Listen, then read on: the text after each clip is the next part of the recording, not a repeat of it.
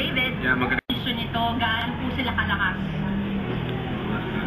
Mga sali po. Ang alam ho namin kasi... Nakita nga yung Silya, nahirapan ako eh. Naglalahok sa mga Asian Karate Silya ko. Asian Karate Federation, or yung mga naglaro rin sa mga Asian Games yun po. So, it's a tough tournament na kailangan talagang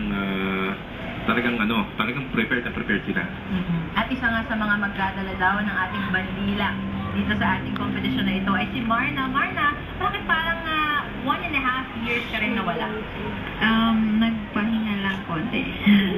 Rest lang. Opo. Pero kamusta naman yung pagbabalik aksyon natin? Hindi ka ba parang nagulat? Parang, iba't iba na itong mga kasama ko sa team Meron na bang mas magagaling na sa'yo? O ikaw pa rin talaga ang queen of karate to? Meron namang mga bagong atleta, pero mas talaga yung experience sa atong atleta. Nanibago ka ba yung pagbabalik mo? Hindi naman. Ano na bang klaseng, kumbaga feeling sa loob ng karate do gym, sa dojo Huwag mo ninyo? na sayangin yan. Pagbabalik mo, yung mga tao. Siyempre, iba dyan, lalo na yung mga girls natin, yung mga hindi ka pa naabutan, ina-idolize ka, sabi nila pangarap ko maging tulad ni Marna Pabidore. Tapos, nakita ka nila, nagbabalik action na. Inspired ako sa mga naghahanga sa akin. So, yun, ibibigay ko yung best sa laban namin sa Titan.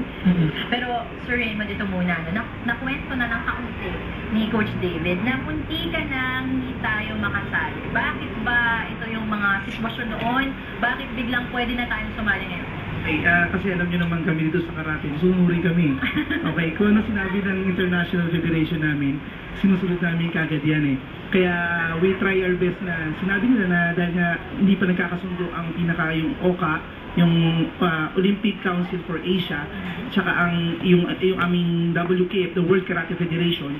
Kaya inano namin na talagang hindi muna tumuloy. Kasi dahil nga, pag tumuloy kami, magkakaroon kami ng problema sa aming International Federation, which is mas mahirap yun.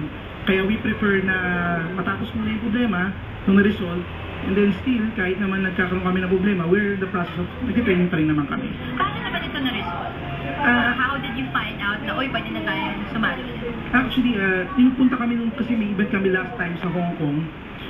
Yung sa Hong Kong event namin, nag-usap-usap din yung mga leaders ng AKF, na ito yung Asian counterpart ng world, yung AKF, na dapat ituloy natin to kasi we all know na ang karate kasi is candidate for Olympics. Siyempre, as a part of Olympic, kailangan namin salihan talaga to. Exposure talaga for Asia, for Olympic ang susunod kasi dito. And Coach David, ito nga sa How big the tournament is?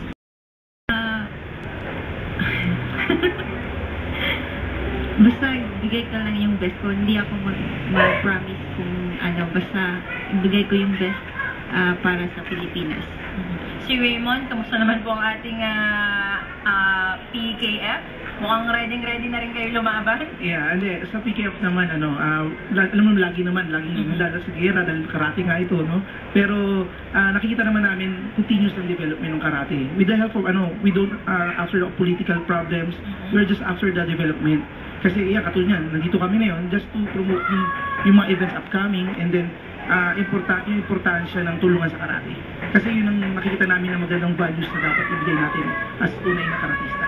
Okay, thank you very much, tunay na karatista, Mr. Raymond Reyes, Marna Pabidore, at syempre Coach David Lay. Marami po kayong aantabayan ng mga balita dito lamang sa #1 sa hapon. And yes, Thank you,